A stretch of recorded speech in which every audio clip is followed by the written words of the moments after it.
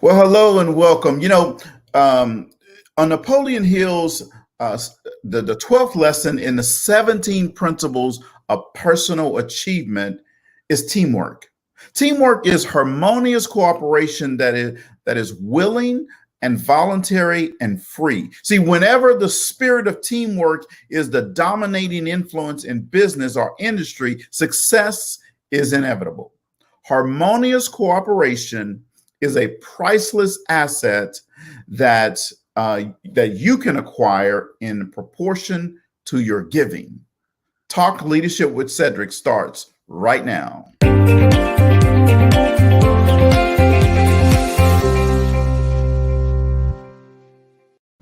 Well, hello and welcome to Talk Leadership with Cedrick. Everybody needs a little TLC.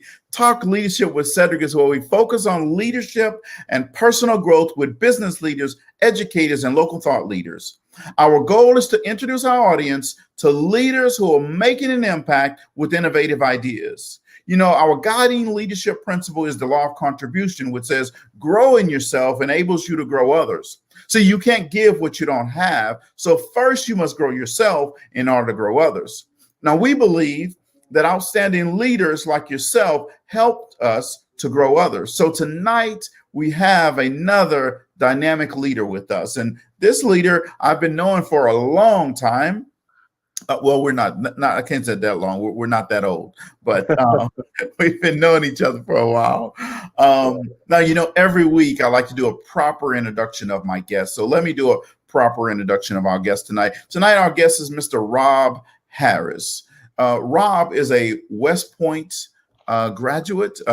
That's the United States Military Academy. Folks, everybody doesn't get into West Point. So I'm bringing to you a very sharp individual tonight. Rob has a Bachelor of Science in Psychology and Systems Engineering.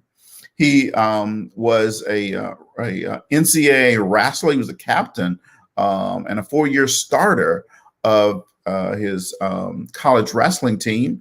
He spent many years in the United States Army, 1994 to 2000. He was a captain in the infantry. He was a platoon leader, a company executive officer, a battalion staff member, and an airborne ranger.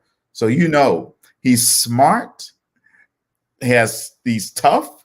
Everybody can't be a ranger, right? So now, why I'm bringing Rob to you tonight is because Rob is also a corporate executive. Rob spent, and this is where we worked together at Abbott Laboratories. Rob worked for Abbott Laboratories for many years, and he started out as a sales specialist. He sold all kinds of capital equipment for Abbott. He was a regional service manager. He was a district sales manager, and he went on to Quidel, where he was also a sales leader, national sales training director, a regional sales director, and now he's the vice president of sales for North America and Canada for Quidel Corporation. So let's welcome Mr. Rob Harris to the show. Welcome, Rob. Thanks for coming on the show. Hey, thank you for having me, Cedrick. It's a pleasure to be here and energizing as well. So thanks for having me. Awesome. Well, I'm excited about having you here with us on the show tonight. And one of the things I didn't say, folks, and I didn't leave it out. I just wanted to wait till now. Rob is also, in addition to being a West Point graduate, a airborne ranger, a corporate executive. Rob is also the proud husband and father of not one child, not two, not three, not four, not five, not six, but 7 children. And Rob, so tell us the age range. So my oldest daughter is a senior in high school, Alyssa, and she's 18. And then Mary's a junior in high school as well. And there's a year of separation there. And then it's every 2 years. So we have 4 girls and 3 boys. And our youngest, Gianna, is a year and a half. Wow. So talking about Rob believes in consistency and commitment. And commitment. Yeah, absolutely.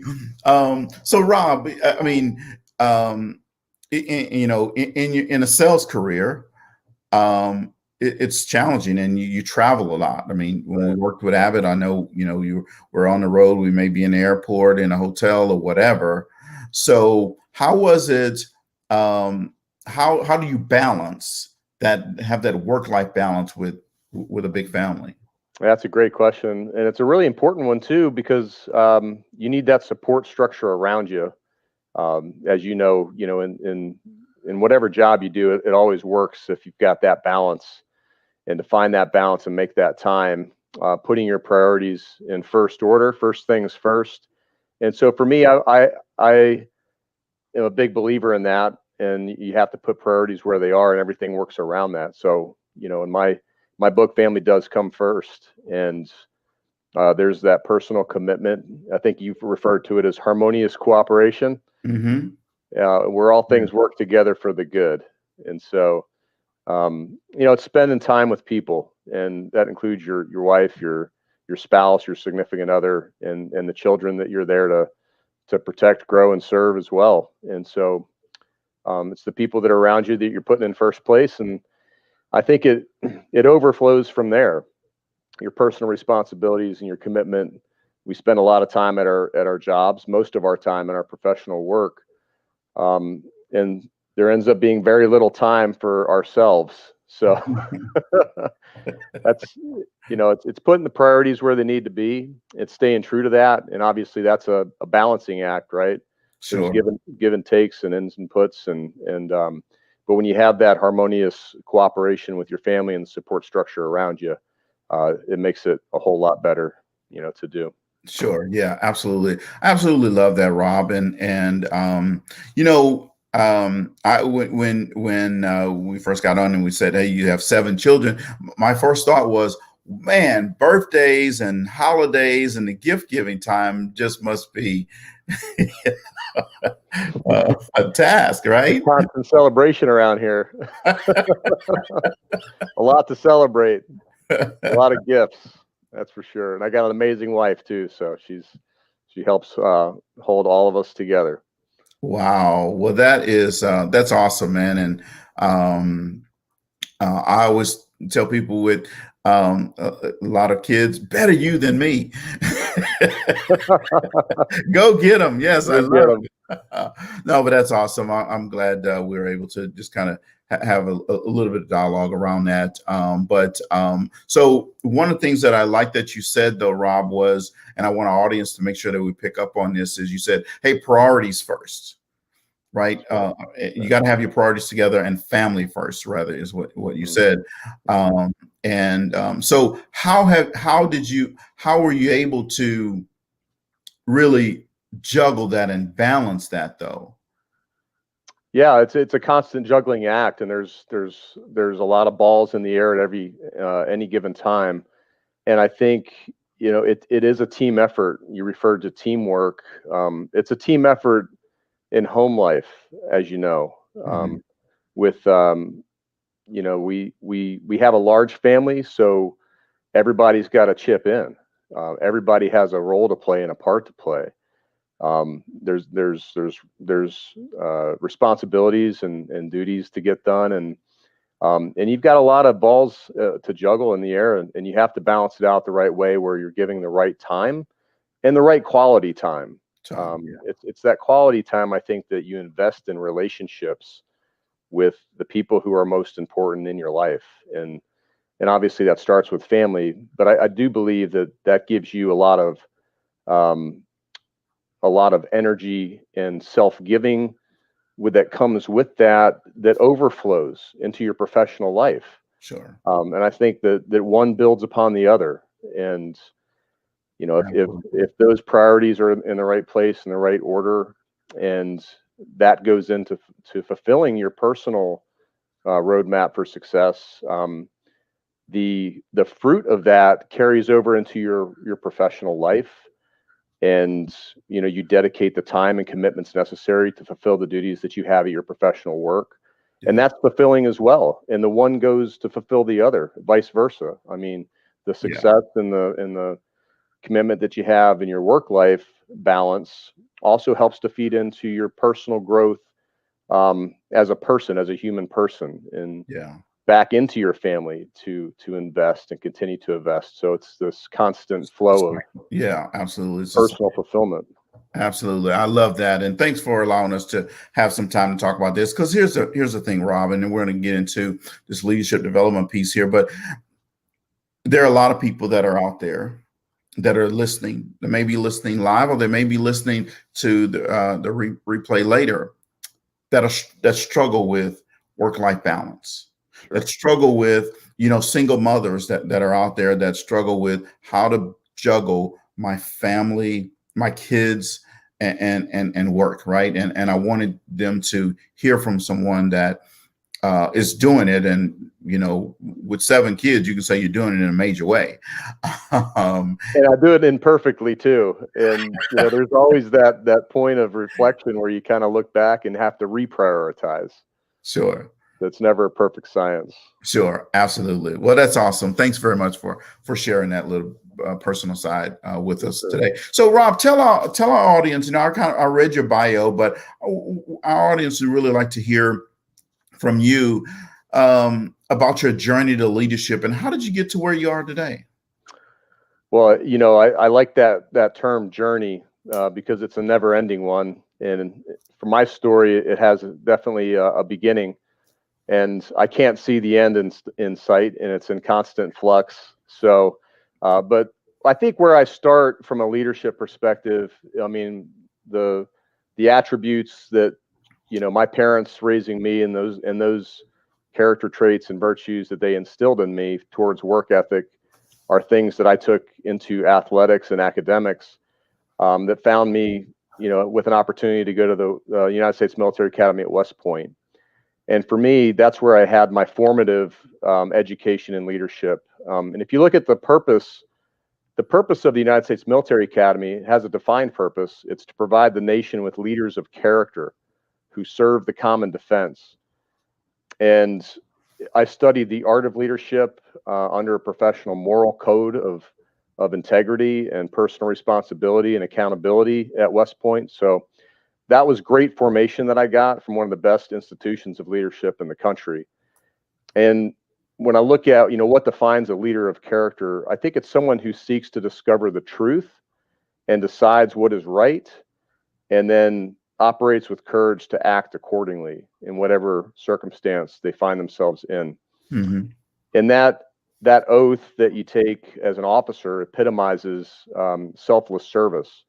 And so at the basic academic, level, before they pin on the bars on a commissioned officer, they taught us equality and dignity and mutual respect for the human person, and how to develop within leadership and promote mutual respect and trust.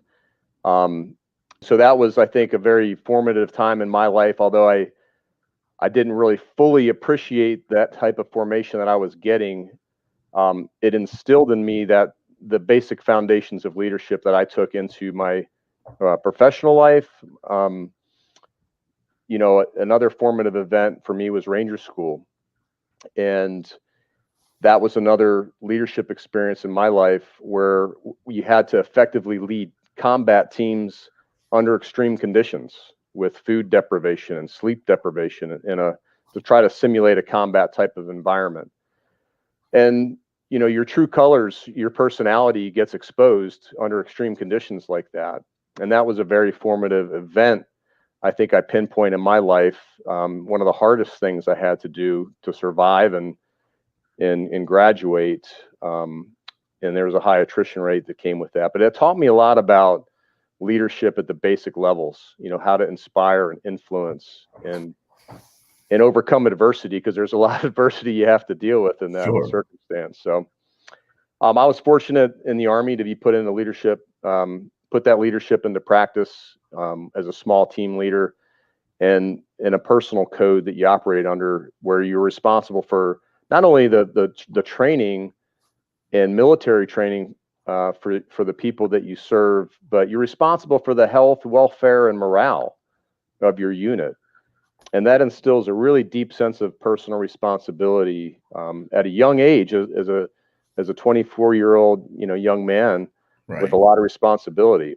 And so that was all great formative leadership for me that translated into the professional life when I came to work for Abbott as a young man, and met you there, Cedrick. And then, you learn from other great leaders like yourself under that, looking at what good leaders do and what makes them successful. And you try to develop your own style through all those examples that you have. And so that's kind of where my journey, I spent 12 years with Abbott through various positions, and found myself coming to work for Quidel back in 2012. Mark Smits was a very influential part of that journey of my life, and a leader that I respected and looked up to, invited me to come over. It's kind of a startup company feel at the time, although Quidel's been around since 1970. But just growing up, under Mark's leadership and some other good leaders that I've had along the way, and brings me to where I'm currently serving in this role here at Quidel as a VP of sales. Wow. Well, that is awesome. It's a great journey, and it's a great story, and I love it. And I love that you talked about the character education that you guys received, and the equality and dignity and mutual respect type of training that you received. And you can go through and get all of this training and all this type stuff, but at the end of the day, you have to end up making some choices, right, Rob? And we like to say is talent is a gift, but character is a choice. That's a great one, right? And I'm glad that you went down that road of making that a personal choice and a commitment for your life's work and your journey. That's awesome. And I know our audience is going to enjoy hearing that and receiving that message from you. So you had a long corporate career. Help us understand, and maybe you kind of did some of that here. The role in which your experience helped shape your leadership style. So the different jobs that I had, I think early on in my professional career, and I, I took, several jobs as lateral moves, if you will, sales specialty roles, training roles, into national accounts and government accounts and service sales and, training director, district manager. All of those roles, I think, there's one thing that I learned along the way is that titles don't matter much. And the way you treat others and how you operate, like you said, with character, has more to do with leadership in each one of those roles. I do like the art of situational leadership and leadership without authority as a way to do it, without having the use of a title, because it's just good leadership. It's respecting the dignity of the person. It's allowing people to perform in using their freedom, their willingness, because they want to, not because they have to. And that's one of the things I found in all these other, managerial jobs, roles without, positions of necessarily being an authority, is that, you're part of a team and you're operating as one, and you don't have to rely on titles to get the job done. It's something you do that inspires other people to want to work with you, because you're working for the betterment of the team. Yeah. So. Yeah, and it's the right thing to do, right? I like a quote that John Maxwell says from time to time, is that you can't lead people if you need people. And he says, now let me explain what that really means. He says, if you're needy, you need people to validate you, then you can't really lead them. And that kind of gets to what you're talking about. You lead people because it's the right thing to do. I love it. now it makes a big difference. That's right. Right. So you just talked about, you had a lot of different roles. Some were lateral roles and some were promotional type of roles. There may be someone that's out there, Rob, that's listening, and they may be up for a new job, but it's a lateral move, or Sure. maybe even a step backwards. And they're reluctant to take that because they said, well, wait a minute, I've earned the right and I've done this and I've done that. But what they're not thinking about is what that new role, even it may be a lateral or backwards, can propel them 2 steps forward the next time. Help our audience understand in your journey, all the different roles you took and the laterals you took. How did those things help you get you to where you are today as a VP of sales for an organization? Sure. I think, the needs of the organization and the way I've approached most of my, job transitions, promotions, is looking at the role itself, not really chasing the role or climbing a certain, ladder or, path. It's more just, doing the work that was in front of me and trying to do it well and better than I did it, the last year. And then when people see that, they'll ask you to come do something different because of the way you work. And in each one of those roles that were afforded me, I took a look at. Some of them I turned down, but some of them I accepted based on, the type of work it was, my competencies and skill sets. Some that were, outside of my normal scope that I know I needed to grow and learn and help me get a different perspective of a different part of the organization. One role that came to mind for me with that was service sales. I've been on the sales side of things, but the service arm was completely separate and distinct, and it helped me to grow in competencies and skill sets, to understand, to build, that professionalism and competencies that I didn't have. And so that's, considering several different variables and the time commitments that you have, and Right. and bouncing those things off of good mentors and leaders that are around you to ask you. And I think it's just looking at those roles, looking at those jobs, looking at those opportunities as opportunities to grow. And so whether it's a lateral move or maybe a step back to improve in a specific acumen, that's all good. I think it goes to serve, the total, well-rounded person. Yes, absolutely. Yeah, 100% agree with you. Yeah, it's always one of those, when you're going through it, it's one of those difficult things to try to think through and be able to see clearly that, what, maybe I don't want to take this lateral position because my ego is in the way, right? And I think I've earned the right to get a promotional job, but being able to sit back and clearly see, so I'm going from sales to service, or maybe I'm going from, finance to marketing. I'm going to broaden my skill set, and it's going to help me then. Now I can become the director of go back into marketing and become the director of marketing, go back into sales, come the director of sales or VP of sales or whatever, right? But it's hard when you're in the middle of it trying to think like that.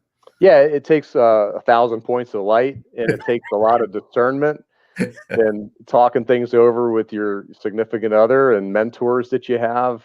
Couple of drinks at the bar. Yeah, a couple of drinks at the bar and conversations with other people, even outside your organization that you rely on. And the more touch points that you have to help you discern that next step, the better.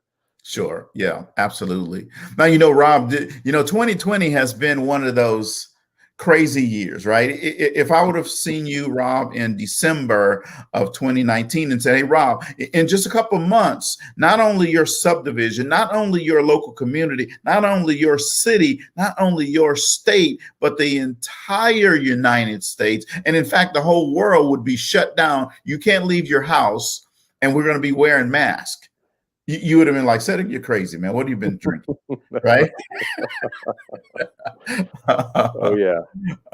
It's been a wild journey this last year. Absolutely. It definitely gave you reason to pause and reflect. But leading through crisis is a critical moment for any organization, That's right. right? So, from a high level perspective, what's your experience been like with leading through crisis? You know, as the leader, the VP, your role is to be calm and cool and collective for the group, right? And not let That's them right. see the highs and lows.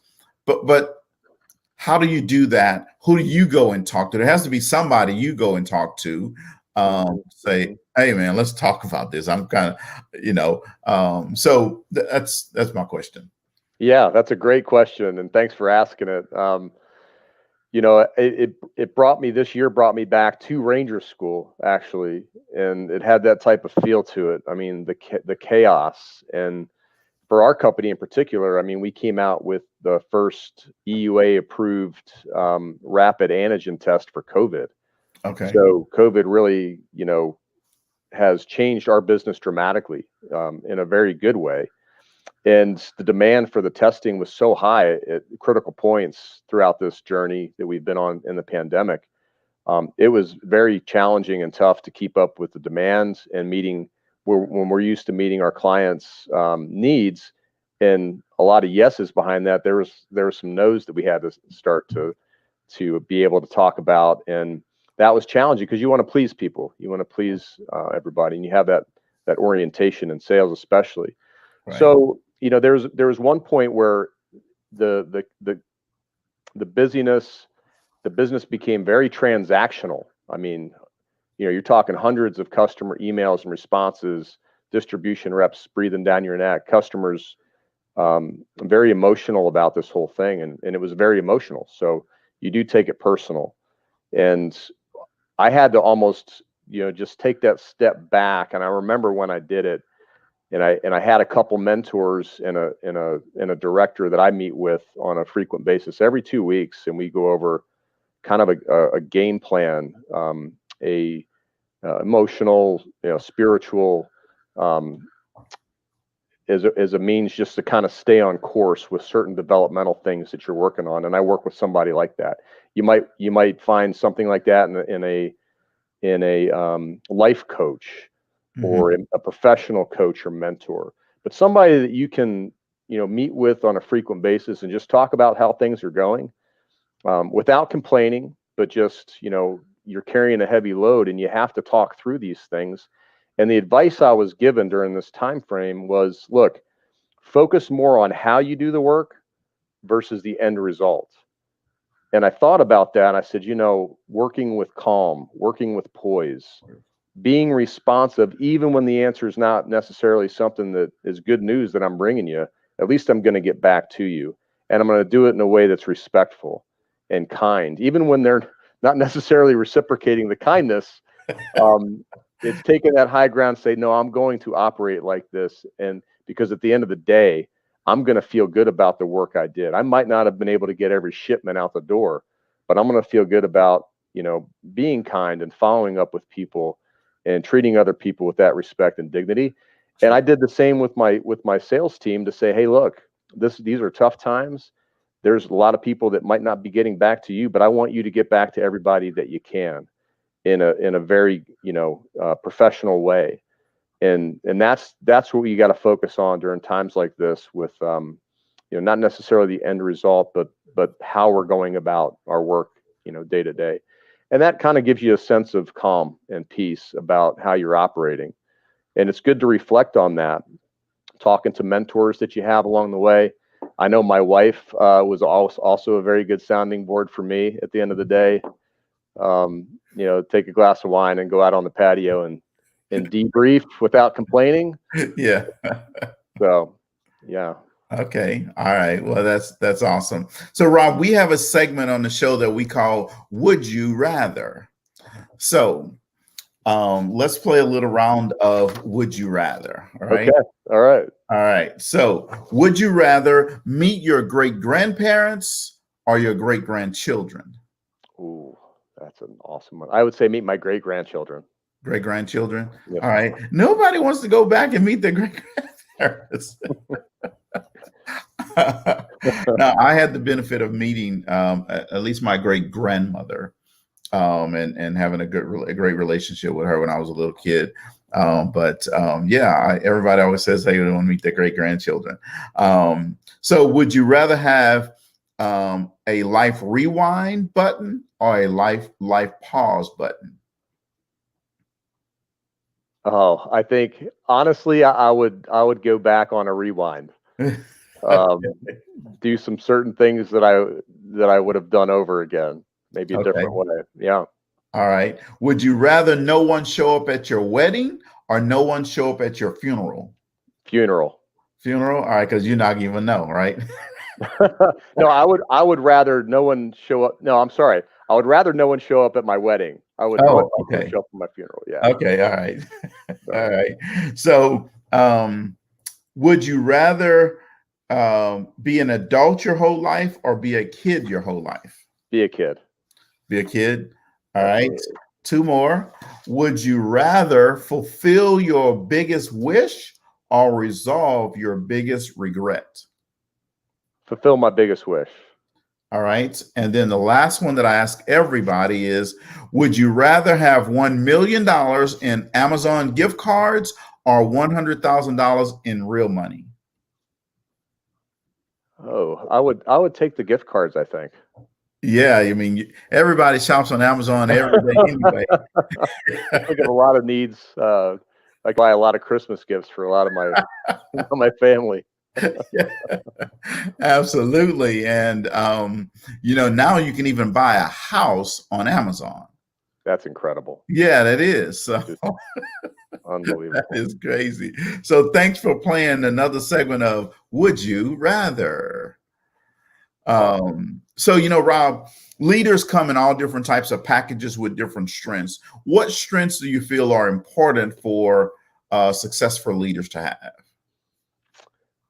That's a great question. I think you also touched on it a little bit earlier. That teamwork, and you mentioned self-giving. I think that self-giving part for me is a number one as a leader. It's leadership is not about me. It's about the people that you serve. And I think the call is to be is just giving yourself more, living a spirit of sacrifice and sacrificing yourself for others.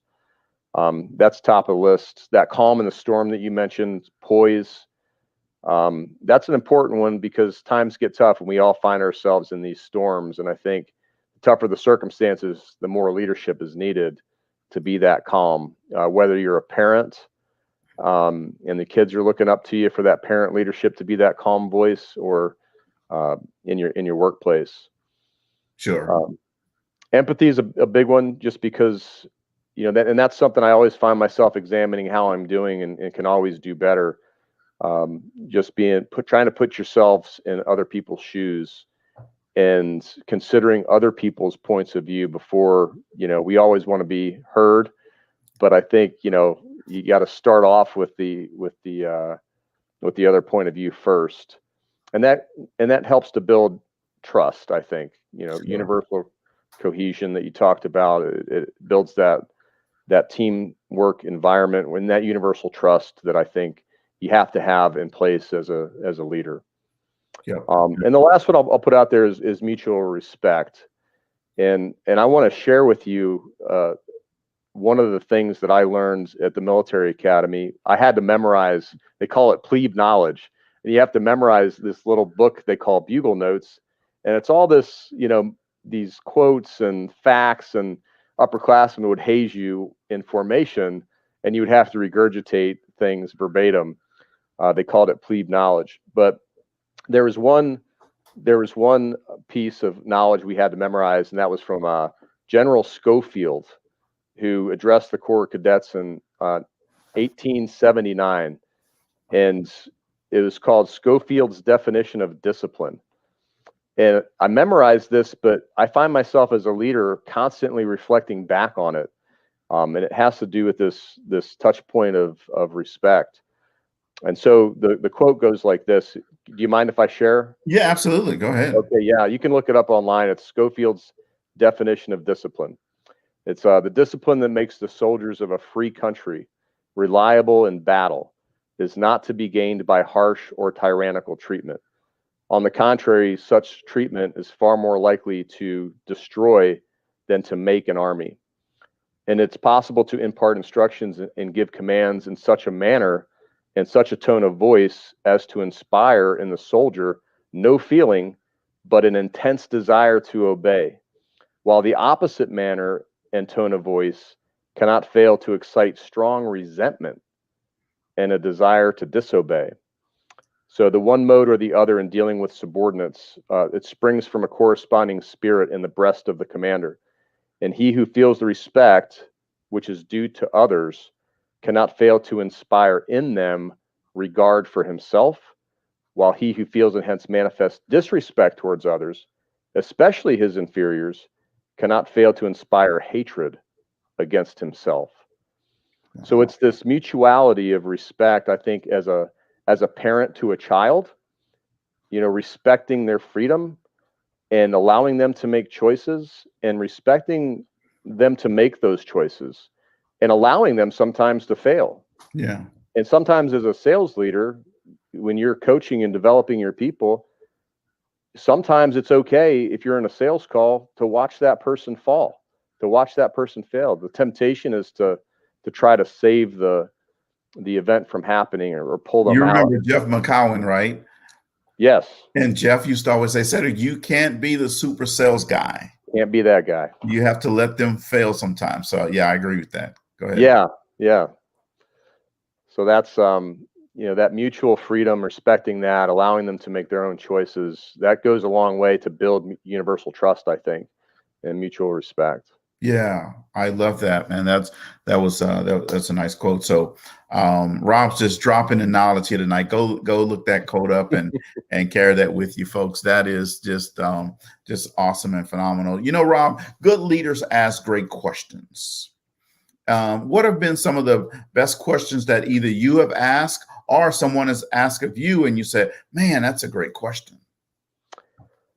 Yeah, our CEO does a really good job of this, and Doug Bryant's a true sales guy at heart, and I learn a lot from. Oh yeah, I know Doug. Yeah, I learn a lot from watching his leadership, and take a lot of good notes. But he always, asks, tell me what you think about that, or help me understand what you mean by, or how would you recommend we should do it?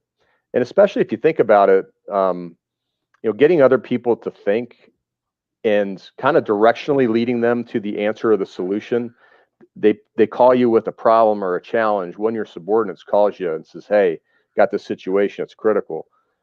You could either jump into reaction mode, say, well, here's what I would do. But if you kind of pause and redirect it and say, what do you think we should do? How do you think we should tackle it? And let them kind of think through it and talk through it, and then guide them through their thinking through the problem. They'll arrive usually at their own decision before the conversation's over, and then they're more apt to take ownership of it. Yes, you're absolutely right. And, most people have all the information that they will ever need. It's just the leader's responsibility to pull it out of them. There you go. Yeah. So, and this is by asking great questions. I always tell people, man, I wish I'd have had this early on in my sales leadership. A lot of mistakes. Yeah, absolutely. But then that's how you learn, right? You live and That's learn. Right. So now that a person has, you guys hired them on as on a sales team, right? Give me, one or two things that they should do to keep that job. I think the first thing when you start a new position, there's probably a temptation to go in and make decisions or act too quickly. I think first, is a need to assess, where are you now? Looking at your teams or the team that you have in front of you, and where are you now, and where do you need to be in 6 months, where you need to be in a year, and start to map that out. So definitely, I think as leaders, trying to gain perspective and assess your current situation, looking at the people, right? Looking at the needs of the people process is I think a good way to look at it. And then maybe operationally, where are we operationally? What are some quick wins that we can put in place? But where are the gaps Yes. and what's needed there? And then finally, looking at the strategy, what strategies do we need to put in place for the next 6 months to a year, and start to kind of map out a process. And it starts with that initial assessment. And all of that, I think, when we're going about doing that, sometimes in a new role, it might be easy and a temptation to really overwhelm ourselves with get bogged down by a lot of meetings and emails and things that we find in these functional aspects of our job, maybe operationally. And then you kind of lose sight of managing the day-to-day with the people in your direct line of care. Mm-hmm. So just always having the people in the forefront of everything that you do, looking for every interaction that you can. Don't make it a transactional event. Make it an opportunity to build a relationship. Sure. Yeah, absolutely. Agree with that. And yeah, that's so awesome. Great advice there, Rob. So let's talk about networking and the role that networking plays in a career, and whether you're in corporate setting or you're in a social group or you're an entrepreneur, right? What role do you believe networking plays in, let's say, someone matriculating the corporate ladder or just getting themselves more exposure? I think it's valuable because there's a sincerity about it too, that you're looking to build alliances both internally, externally, with as many people as you can. People that can help you add value, looking for creating and sustaining valued relationships both within the organization, outside the organization, within your teams, your cross-functional teams. And I think that's the good mindset to have. Is I'll take another point here to talk about Doug. When I took over this role, he gave me a secret, and I thought it was an interesting comment. But he said the secret in your job, Rob, is to learn to serve many masters. And I thought about that, like, that's really interesting, because you've got so many people, throughout the organization. You got product managers, you got marketing managers, you've got, government accounts people, national GPO people, and all these people that are looking to kind of help, grow their lines of business, Mm-hmm. and wanting you to put their product or their team, best interest of their team in place. And you have to incorporate all that. And so there is that level of learning how to serve many masters. There's a lot of people that you're serving throughout the organization, and coming at it from that angle, sincerely, genuinely, that you're looking to, maybe not, you can't be all things to all people, but you can certainly, learn to sustain and build, very synergistic relationships. Sure. And that'll help you long term. Yeah, absolutely. Well, everybody wants their department, their team, their people to be first in line, That's right? right. You have to meet with us, Rob, because Yeah. So it all ties in. But yeah, I like what you said about networking, and part of networking is also growing yourself, right? That's right. And growth has to be intentional. It does. So what do you do for personal and professional growth? That's a great question. I think that formation is really important. Like we said before, leadership and personal growth it's a constant journey, and either you're growing up an inclined plane, you're growing, or if you're not, you're never in neutral. You're either growing or you're backsliding. Exactly. And it has to. We all have to have a certain commitment to personal growth, and that comes with sincerity. Do I really want to make a personal commitment to grow professionally, emotionally, spiritually, physically? I mean, if you look at a good workout program, I want to lose 20 pounds, or I want to get in great shape. There's commitment, there's sacrifice, Right. and the same thing with our professional life. And so I think, part of that is definitely incorporates reading. We should always be reading some good book, professional book, that can help improve our professional acumen. There's several books that you can do. Another great way to accelerate your personal growth is to find a mentor. Put yourself under somebody else's tutelage and let them kind of help direct you.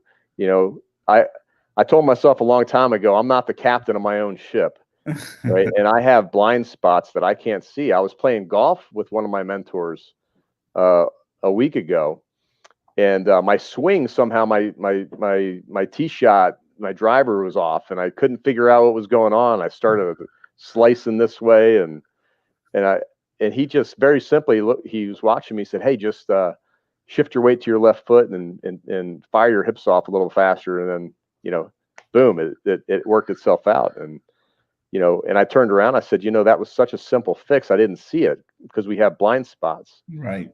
So I think that mentorship, somebody that can help direct you along the way is definitely exponential growth. Sure. Yeah, absolutely. Well, I like that. And mentors definitely can play a major role in when your advancement. And when I say advancement, I'm not necessarily talking about advancement in jobs. I'm talking about advancement in your thinking, in your approach, in your style, and in all of those type things. Absolutely. Yeah. So, well, good. So as a executive leader, what's the best way for someone to approach you about being a mentor to them? And what do you look for in order to say yes to that mentor-mentee relationship?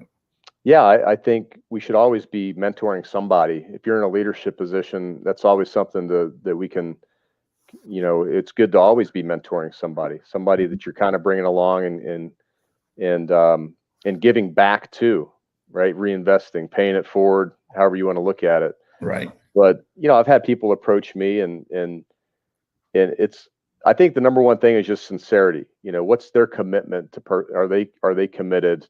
Are they a type of person that wants to be committed to, personal growth, and are they sincere about it? And if they are, I'm always willing to help out, and all they need to do is ask, and we can put some time on the calendar. It doesn't have to be long, set aside, 10, 15 minutes, a couple times a week, just to plug in and ask some good questions. Wow. Well, that's awesome. So all you sales reps that are out there looking for a new mentor, Rob just gave you the formula.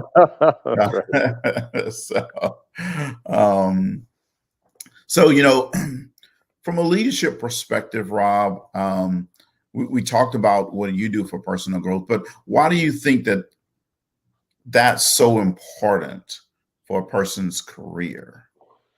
Well, we all have opportunities to grow and improve our professional prestige. I've seen some of the best salespeople just kind of burn out and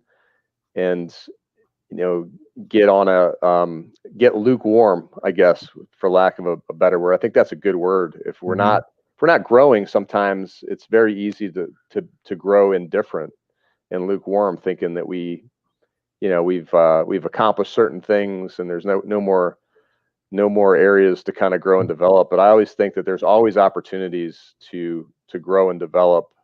And if you're not growing and trying to improve your professional prestige or your acumen, I don't think you're going to be too happy, right? I think that goes into some of the joy that we find in our work is in the growth part of it. Right. Yeah. Yeah, I agree with you wholeheartedly. Rob, so you've had a successful career in a lot of different jobs and responsibilities, but we've all also had times where we failed at something, right? Mm-hmm. So tell us about a time that you failed at something, and what did you fail at, and what you learned from it? My first, I think I took that advice that you were given into my first job as a district manager, Cedrick, and you wanted to be that super sales rep. You wanted to go in and you wanted to show them how to do it. And That's, I had to learn the tough way on that one. I think we all did. That's right. I think Jeff McCown might have also had some influence on me on that end to say, hey, you need to let them do it, and you need to coach them and develop them. That's your main job. So, Sure. but I think I often I can find myself examining if I start becoming transactional in my the day-to-day business. It can very much become a very transactional environment because we have a lot of things to do. We have a lot of demands on our time. And so when I find myself being too transactional and just, fast pace and trying to meet the commitments and the deadlines and the tasks that are in front of us, to me, that's not how I want to operate. That's not when I'm at my best. And those are learning lessons. Right. And the symptoms of that are basically it's a reflection of how you're feeling about your work. And you can see when you're kind of getting burned out, that might be a symptom that you can kind of pull back and say, hey, let's link opportunities to build relationship with each transaction or with each task that I'm doing. Find the people spirit of that, because that's energizing. And that's where, for me personally, I think I get a lot of energy out of that when the priorities are in the right place and I'm looking for opportunities within that task to make it a relationship building event versus just a transactional, type of event. Sure. Yeah.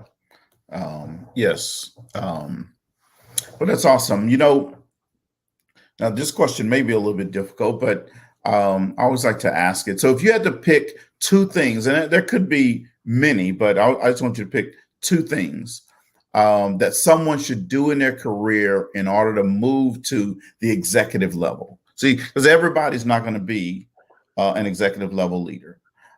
Everybody's not going to be a level 5 leader. So what are two things people should do in order to help them become an executive level leader?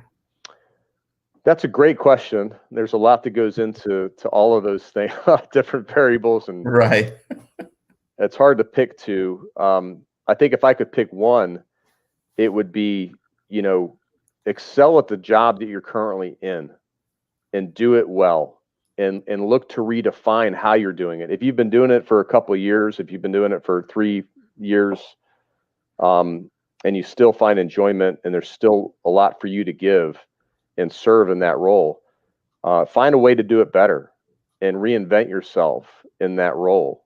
Because I think that next level job that somebody's looking at you for, they might not go with what you did 3 years ago and the check the blocks that you've done. They're going to look at how you're doing your current job and not just how successful you are, but how you're doing it, the way in which you do it. How are you working with people? How are you networking? How are you, building teamwork? And so doing the job that's currently in front of you that you're currently in better would be one. I see a lot of people say, hey, I want to do more for the organization. And I always would say, well, do more. Do more. Yeah. Do more now with what you got in front of you. And because people take notice. If you start just taking things on and you see something needs to be done, it's you and it's me.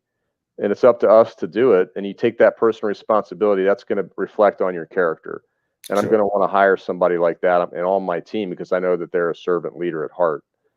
Right.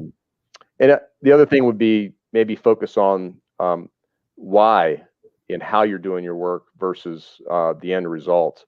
So we can always become more confident. We can always improve our professional prestige and acumen. We can always go about our work with more joy, with more confidence, and adding more value. And so just looking at the why versus the what. Awesome. So 2 more questions for you, Rob. And the first one is, so there's nobody at home. It's just you. The wife and the 7 kids are gone. And it's just you in a quiet house. What dessert would you eat? What dessert? What dessert would I eat? I might go get a chocolate bar and find a peanut butter jar and put the peanut butter on that chocolate, man, and have my own Reese's. Did you mix your chocolate Yeah. and my peanut I butter? have to go mixing the chocolate and the peanut butter, and a big glass of milk behind that too. Okay, all right, I'll take that one. So last question is, if there was a book, Rob, that was written about you, what would the title be? And what would the summary on the back of the book say about you? That's a good one. That's a tough question. Because that's like usually those type of books are published after you're gone, right? Yeah. I would probably want my kids to write that. I would probably want my kids to write that summary. The title of the book, I think we all are looking for that feedback in our professional life, in our personal life, for that matter. Sure. To know that we're doing a good job. To say, hey, Cedrick, I'm proud of you. I'm proud of what you've become, the man that you've become, the work that you've done. I think for me, hearing those words, maybe like, well done. Well done. If I could have a book and a summary behind that to say that I helped make a difference in somebody's life through one of the people that was in my care, well done might be the title of that book. I think those are the words that we all kind of long to hear. Yes, well done. I like that title. And that is awesome, man. I'll tell you what, Rob, it's amazing, but this hour went by like that. It did. It was fast, and man, a lot of thoughtful questions. I appreciate it. It's always exciting to reconnect with friends, especially people that have meant a lot in your life. And I know you've done a great job, Cedrick, and I appreciate you. I appreciate what you're doing. It's been a pleasure. Thank you, Rob. I definitely appreciated that, and appreciate the time that we worked together here in well, I'll say here at Avid, but at Avid. We're both gone from Avid, but at Avid, it's always fun. It's amazing when you sit back and think about all the things you did and went through, and in terms of the different sales promotions and all this type stuff, beating the pavement to say, hey, where's this next sale coming from, right? Yeah. It's awesome, man. Well, I appreciate you as well. Thank you for giving me the time today to come on Talk Leadership with Cedrick. I know that our audience is going to gain a lot from your wisdom that you shared with us. And folks, I'm telling you right now, when you listen to this, whether you're listening to it on the day it airs or you're listening to it on a replay, Rob has dropped a lot of nuggets in here today. He started off with priorities and family first and character and equality and dignity, mutual respect. And he talked about different roles that he had and how that plays, and leader strengths and good questions that leaders ask. Tell me what you think. Right? Great questions. So I look forward to you guys listening to this show. And remember, as I always say, if you're not at the table, you're on the menu. Thanks. And don't be on